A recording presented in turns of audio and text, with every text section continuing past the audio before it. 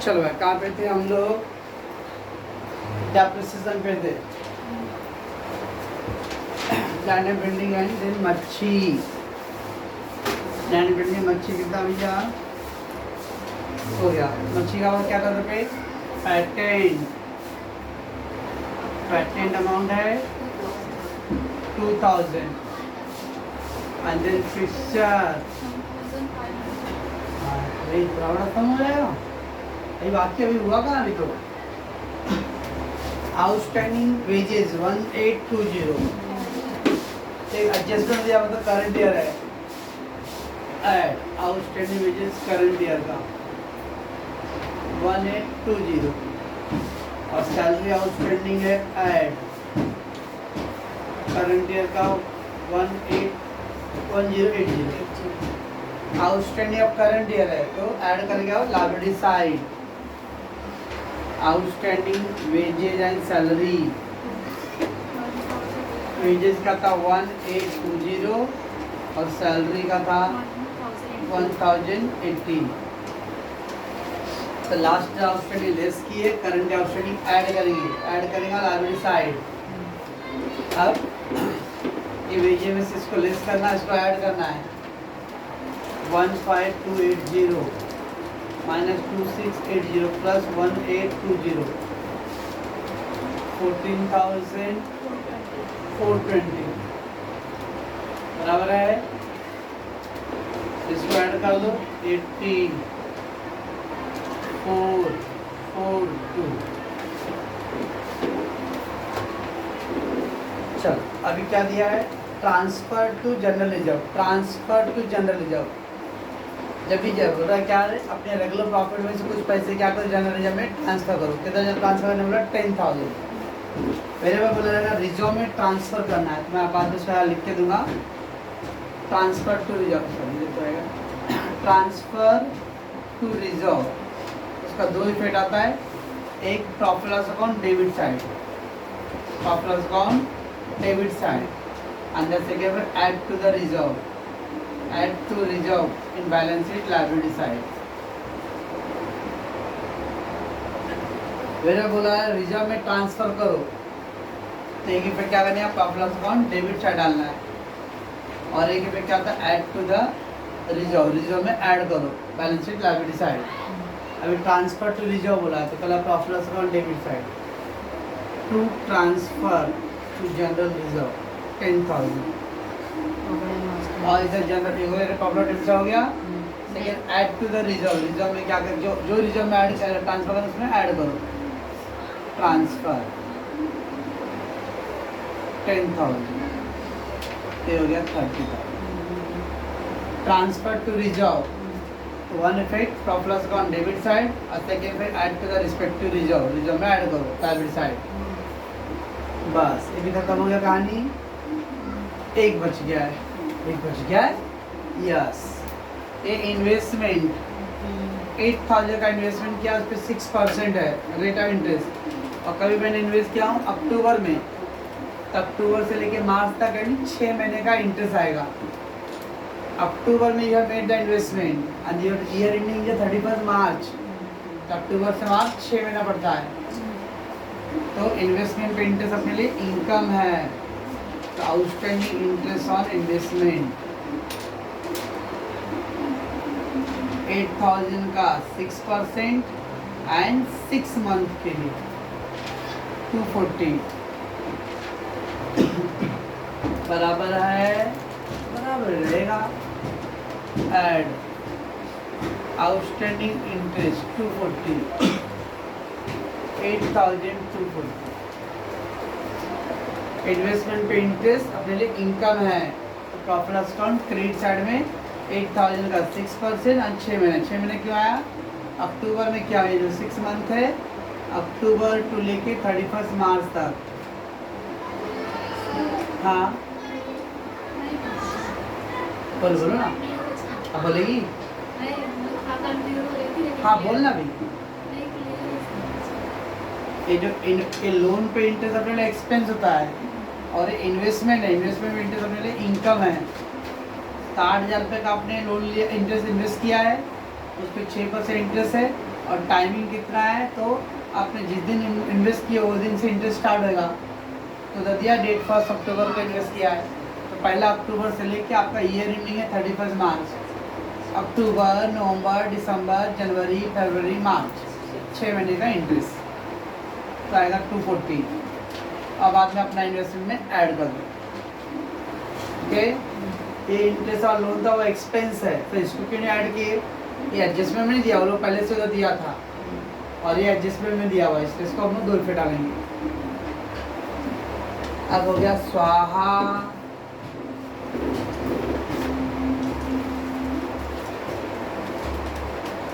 Triple 1,820 plus 59,000, 1,70,820, 1,70,820 minus 84,420 minus 44,600, 41,800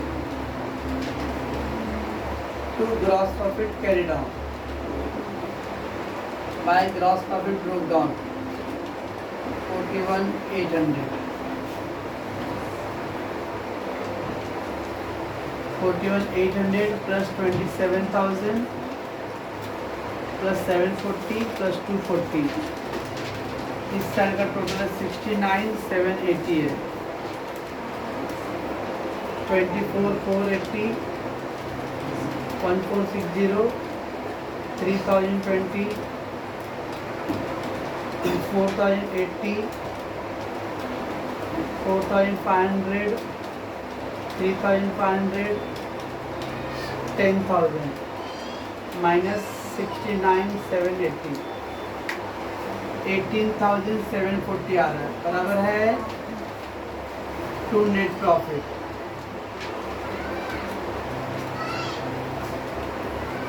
ऐसे समाएगा add net profit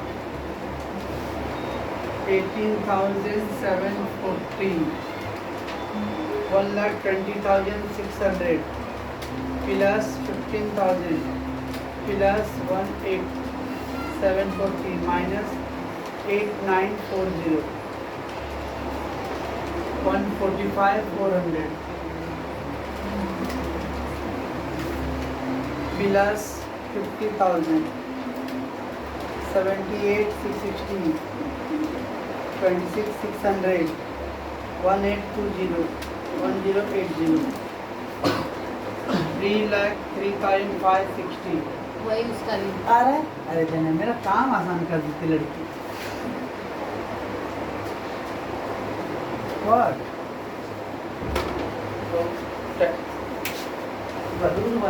pause मत कर, कुछ करना। थोड़ा सा सूरज भाई को अच्छे से देखेंगे ना भाई, मुंह दिखाई देना पड़ेगा ना।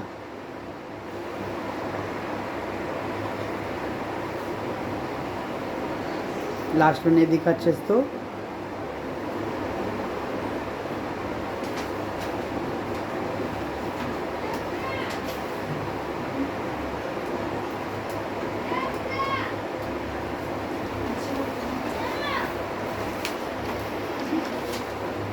Mr. Gupta maintained his books on a single entry system.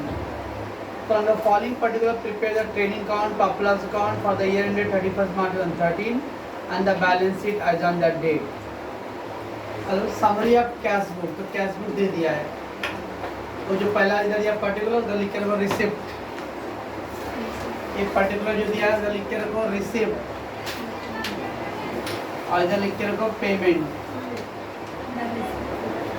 Summary of cash book है ना, वहाँ लिख के रखो एक डेबिट साइड में रिसिप्ट और क्रेडिट साइड में payment.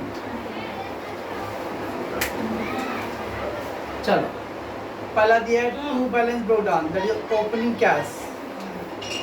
To balance brought down मतलब ओपनिंग कैश है वो। Debtor that is receive from debtor, bill receivable receive from मतलब बिल रिसीव्ड ऑनर। सेल्स दिया हुआ है, कैश बुक में सेल्स दिया है मतलब कैश सेल हो। कैश बुक में सेल्स का मतलब होता है cash sales. And then rent and interest है, रिसिप्ट साइड है मतलब इनकम है वो। Rent and interest receipt side दिया मतलब इनकम है वो। So rent received और interest received. Payment charge we got creditor will pay, तो common है. Wages, carry inward, trading count, salary, printing, stationery, postage, insurance, ये सब क्या है? Expense, profit loss, debit side. Drawing less from capital, general expense, general reserve नहीं, general expense, profit loss account, debit side. And by balance credit मतलब closing cash balance, closing balance asset side. अब नीचे दिया particular of assets and liability. तो 1 अप्रैल 2012 का column है और फिर 31 मार्च 2013 का कॉलम है. तो जो 1 अप्रैल 2012 का कॉलम है वो ओपनिंग है, ओपनिंग बैलेंस शीट में जाएगा. और 31 मार्च 2013 का कॉलम है वो क्लोजिंग बैलेंस शीट का आइटम है. तो ओपनिंग इन्वेस्टमेंट 20,000 है, क्लोजिंग इन्वेस्टमेंट भी 20,000 है. ओपनिंग डेटर दिया है, क्लोजिंग डेटर भी दिया है. ओपनिंग बिल रिसीवेबल है, क्लोजिंग बिल रिसीवेबल भी है. देखो ओपनिंग क्लोजिंग दोनों दिया हुआ है, मतलब क्रेडिट परचेज क्रेडिट सेल गायब रहेगा. क्रेडिटर भी है, बिल्स पेबल भी है. Opening stock, closing stock, plant and machinery है. And then loan from mister Pardesi. Oh my God. तो loan taken from the Pardesi. Last year 30,000 था, इस साल भी 30,000. देखो लास्ट इस अपने जो सम की अभी लास्ट ईयर का लोन दिया था 30,600 और उसमें से 10,600 इस साल पे हो गया, तो 20,000 था. अब इधर दिया 30,000 लास्ट कॉल में अभी भी, मतलब लास्ट ईयर ही 30,000 लोन लिया था और इस साल भी 30,000, मतलब कुछ पेमेंट इस साल नहीं किया है ना. Interest on loan from mister Pardesi was outstanding for the year at 10% per annum. Interest on the loan from mister Pardesi was outstanding for the year. करो जो लोन लिया 30,000 का, उसमें पूरे साल भर का इंटरेस्ट आउटस्टैंडिंग अभी तक. एक तो ले भाई अभी सर पे हाथ रखा है, तो बार बार गले पे हाथ रखे भाई, ऐसे समय हो. इंटरेस्ट ऑन लोन फ्रॉम परदेसी was outstanding for the year 10%. तो पूरे एक साल का इंटरेस्ट पे आउटस्टैंडिंग है. फिर क्या दिया? Outstanding wages 280, outstanding printing stationery 420. Date नहीं दिया, कौन सी ईयर का? Current year. एडजस्टमेंट दिया मतलब करंट ईयर का है, तो add. Postage stamp 60 were in hand on 31 March 2013. Postage 60 भी इन हैंड 31 मार्च 13 में, तो क्लोजिंग लास्ट डेट पे. लास्ट डेट पे इतना पोस्ट हमारे पास पड़ा हुआ है, मतलब अभी तक आपने यूज नहीं किया. जब यूज नहीं किया मतलब उतना स्टॉक में है, that is closing stock of postage. Postage stamp 60 rupees were in hand on the 31 March. तो पोस्ट ऑफिस का ऑफिस है, कंपनी है, तो हजारों पार्टिकुलर लेटर डालना पड़ता है. तो एनवेलप एक ही नहीं खरीदते बैठे वो लोग. वो लोग पोस्ट ऑफिस जाके बंडल का ही खरीद लिए रहेंगे. अब उसको बोला 60 रुपये का अभी भी उनके हैंड में है, तो उतना अनयूटिलाइज है. तो कभी भी क्लोजिंग स्टॉक ऑफ स्टेशनरी कितना आई थी फाइनल अकाउंट में. क्लोजिंग स्टॉक ऑफ स्टेशनरी या पोस्टेज, तो पहला इफेक्ट होता है लेस फ्रॉम पोस्टेज और स्टेशनरी. लेस फ्रॉम स्टेशनरी और पोस्टेज, पोस्टेज में लेस करो. एंड सेकेंड पे balance sheet asset side, balance sheet asset side. तो क्लोजिंग स्टॉक ऑफ स्टेशनरी और पोस्टेज, उसको वर्ड में क्लोजिंग स्टॉक बोलते हैं इन हैंड. इतना आपके स्टॉक में अभी पड़ा हुआ है. और अनयूटिलाइज, अनयूटिलाइज, अनयूटिलाइज मतलब यूज नहीं किया है. यूज नहीं किया बाद में करेगा यूज. तो that mean less from stationery और पोस्टेज, और सेकेंड में बैलेंस शीट असेट साइड. फिर क्या है? Depreciation plant and machinery 5% and maintain reserve for doubtful debtor. तो प्लांट एंड मशीनरी पे 5% डेप्रिसिएशन है और आरडीडी कितना बोला है? 5% बोला है. और उसको पहले 50,000 चालू करो और फिर क्लोजिंग है 50. बिल रिसेबल है 20 and 18। देन क्या है creditors 39,400 and 35,800। Then bills payable 8,200 and 2,800। बस पहले चार को बाद में बैलेंस का देखेंगे। तो ओपनिंग क्लोजिंग लिख दिया हूँ। अब आ जाओ पहले कैश बुक में क्या दिया, डेटर दिया, कैश टू डेटर। डेटर में बाय कैश है 21,700। Bill service cash to bill service में बाय कैश है बस। इस साइड क्रेडिटर है, creditor to cash bank, creditor to cash bank 21,700। Bills payable to cash bank 13,300। बस नीचे कुछ और इन्फॉर्मेशन दिया हुआ है, कुछ भी नहीं है। पता ऐसा बिल ड्रॉ किया, बिल इंडोर्स हुआ, डिजॉनर हुआ, तो सब कुछ दिया है। बिल डिस्काउंटेड, बैड डेब्ट्स हो गया, डिस्काउंट लॉट सब कुछ दिया है, कुछ भी नहीं दिया है। बस हो गया बिलीव नहीं हो रहा यार, कुछ नहीं तो क्या करें। बस ऐड कर दो, कितना क्या हुआ 79,700 बराबर है। तो 29,700 हो गए क्रेडिट सेल। और पहले बिल से क्लोज करेंगे ना, पहले बिल से क्लोज करना पड़ेगा 30,000।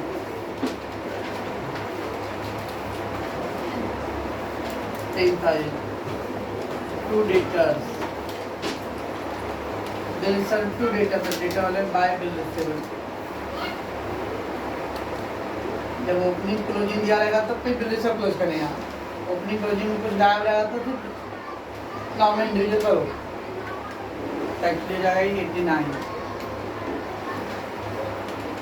39। टू क्रेडिट सेल्स इसको ऐड कर दो 0, 8, 11, 1, 15, 16, 16,100, 11, 9, 15, 7।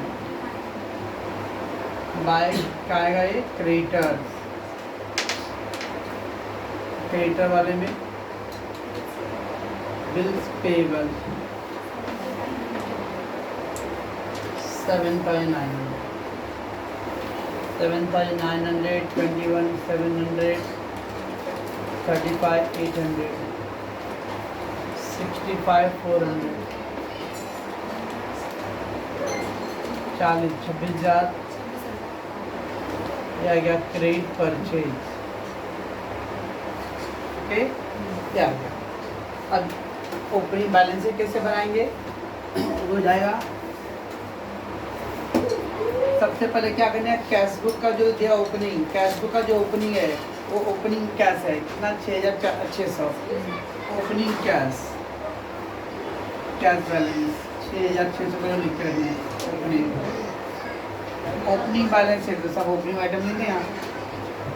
अब नीचे आ जाओ, सब डिटेल जो दिया है उसमें खाली पहला कॉलम ओपनिंग का लिखना है, क्लोजिंग का भी नहीं लिखना है कुछ भी।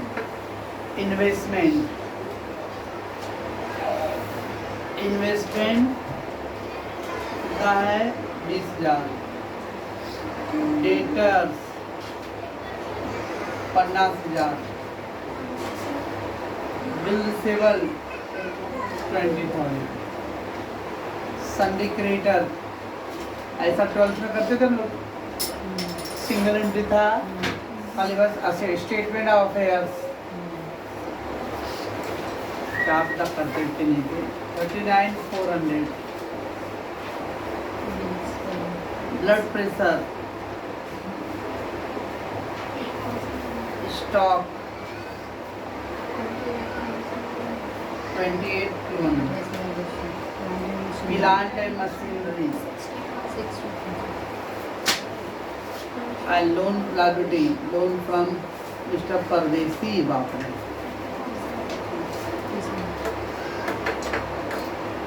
बस खत्म हो गया कहानी।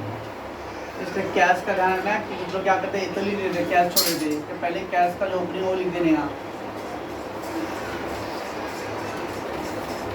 बस 6,600, 70, 90,000, 91, 50,000 plus 28, 200, 1,84,800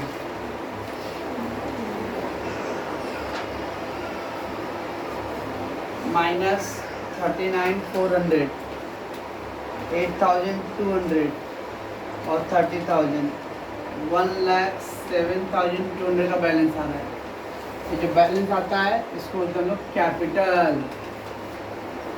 ये होता है ओपनिंग कैपिटल। तो ओपनिंग बैलेंस शीट क्यों बनाते रहते हो? लास्ट टाइम में ओपनिंग बैलेंस शीट बना के दिया था और उसमें कितना कैपिटल था, 1,20,600। तो जिसपे ओपनिंग बैलेंस शीट है उसमें कैपिटल रेडीमेड होता था, अब कैपिटल दिया नहीं है तो ओपनिंग बैलेंस शीट बनाओ और जो बैलेंस आएगा वो किसको कहते हैं, कैपिटल। और चीज़ दीदी